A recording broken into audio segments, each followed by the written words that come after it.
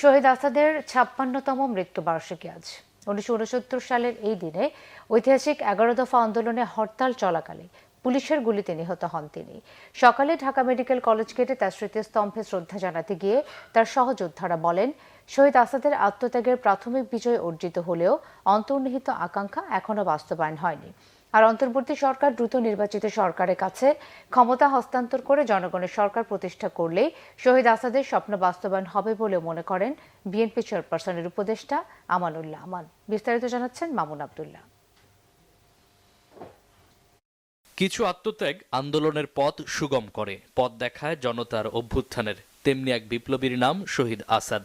১৯৬৯-এর ২০ জানুয়ারি তৎকালীন স্বৈরাচার আইয়ুব সরকারের বিরুদ্ধে দেশমাতৃকার জন্য জীবন বাজি রাখা এক নাম। সে সময় ঐতিহাসিক ১১ দফা আন্দোলনের হরতাল চলাকালে পুলিশের গুলিতে নিহত হন তিনি, যার রক্তমাখা পথ মারিয়ে আসে ৬৯-এর গণ অভ্যুত্থান, ৭১-এর মুক্তিযুদ্ধ। স্বাধীনতার স্বাদ পায় প্রিয় মাতৃভূমি বাংলাদেশ। সোমবার সকাল থেকে শহীদ আসাদের ৫৬তম মৃত্যুবার্ষিকীতে তার স্মৃতিস্তম্ভে শ্রদ্ধা জানাতে আসেন তার সহযোদ্ধা, বিভিন্ন সামাজিক, সাংস্কৃতিক ও রাজনৈতিক দলের নেতারা। এ সময় তার সহযোদ্ধারা জানান, শহীদ আসাদের অসমাপ্ত কাজ এখনো সমাপ্ত হয়নি। এক অর্থে আসাদের যে আত্মাহুতি সেটা সফল মানে সে স্বৈরাচারের পতন ঘটিয়েছে এবং এখানে একটা মুক্তির সংগ্রাম, মুক্তিযুদ্ধ, সেই মুক্তিযুদ্ধের মধ্যে দিয়ে একটা স্বাধীন বাংলাদেশ সেটা প্রতিষ্ঠিত হয়েছে।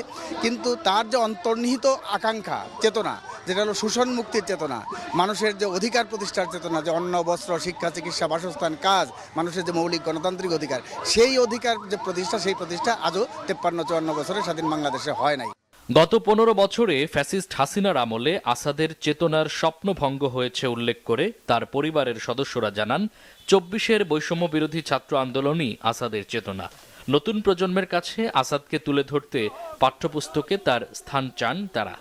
আসাদ দিবসকে জাতীয়ভাবে পালন করা হোক, এটা আমাদের দাবি। আরেকটা দাবি হলো যে আসাদ কলেজ যেটা আছে ১৯৭০ সালে প্রতিষ্ঠিত হয়েছে, সেই কলেজ, সেটা এখন কলেজ সরকারি কলেজ, সেই কলেজ থেকে আপাতত বিশ্ববিদ্যালয় না করতে বলে বিশ্ববিদ্যালয়ের কলেজ করা হোক। ফ্যাসিবাদ বিরোধী হাসিনা, ফ্যাসিবাদী হাসিনার শক্তি বিরোধী এবং ভারতীয় আধিপত্যবাদ বিরোধী যে মানসিকতা, যে চেতনা, রাজনৈতিক চেতনা, তাদেরকে নিয়ে আমাদের আজকে এই বিপ্লবী সরকার গঠন করতে হবে।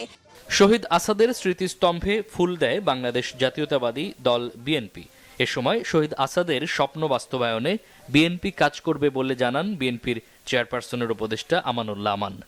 যে শহীদের রক্তের বিনিময়ে আজকে আমরা ভোটের অধিকার, ভাতের অধিকার আমরা প্রতিষ্ঠা করতে যাচ্ছি, আমরা চাই যে অবিলম্বে অন্তর্বর্তীকালীন সরকার একটি নির্বাচনী রোডম্যাপ দেবেন এবং তার মাধ্যমে যত দ্রুত সম্ভব সংস্কারগুলি প্রায় শেষ, সে সংস্কার শেষ করে দ্রুত নির্বাচনের মাধ্যমে গণতান্ত্রিক সরকারের কাছে ক্ষমতা হস্তান্তর করবে। এটাই শহীদ আসাদদের যে প্রত্যাশা ছিল, তাদের যে রক্তদান, সেই প্রত্যাশা পূরণ হবে, জনগণের সরকার কায়েম হবে।